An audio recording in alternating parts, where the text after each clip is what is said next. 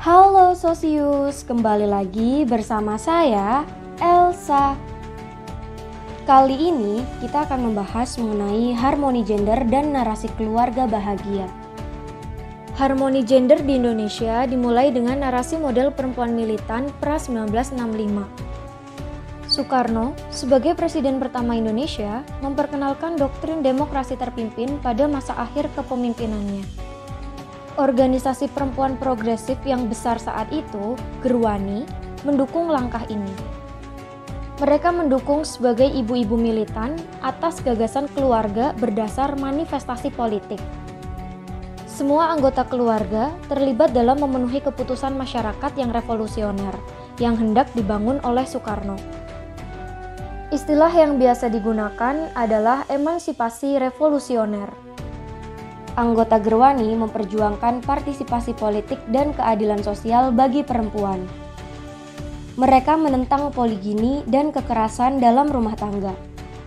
Namun, hadirnya Orde Baru melemahkan posisi perempuan atas diperkuatnya ideologi maskulin. Gerwani kemudian dilarang eksis dan dihancurkan. Anggotanya dibunuh, dipenjara, dibungkam, dan diperkosa. Kehancuran Gerwani setelah Oktober 1965 menandakan berakhirnya gerakan perempuan mandiri yang kuat di Indonesia. Sehingga sejak saat itu perjuangan politik perempuan telah dikaitkan dengan pesta seksual. Perjuangan hak perempuan disebut sebagai komunis baru. Organisasi perempuan yang tersisa pun berada di bawah kontrol negara, terutama organisasi para istri pegawai negeri yang disebut dengan Dharma Wanita dan para istri dari angkatan bersenjata yang disebut dengan Dharma Pertiwi. Negara juga mendirikan organisasi perempuan sendiri yang disebut dengan PKK atau Pembinaan Kesejahteraan Keluarga. Organisasi ini menyebarkan 3 fungsi alamiah perempuan, yakni dapur, sumur, dan kasur dalam narasi prasyarat membangun keluarga sejahtera di Indonesia.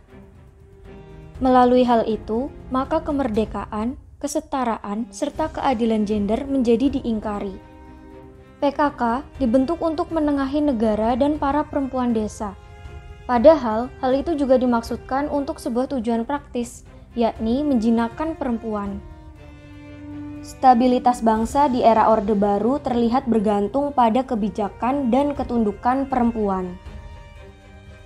Laki-laki sebagai kepala atau pemimpin keluarga menjadi pengganti negara di dalam rumah atas figur bapak patriarki terakhir. Laki-laki dalam konsep bapak juga menjadi luhur sebagai pemimpin. Kepercayaan itu diperkuat seiring dengan sebutan Bapak Pembangunan yang disematkan pada presiden saat itu, yakni Jenderal Soeharto. Sementara itu, perempuan dibebankan pada peran melayani sebagai penjamin ketertiban dan juga moralitas keluarga.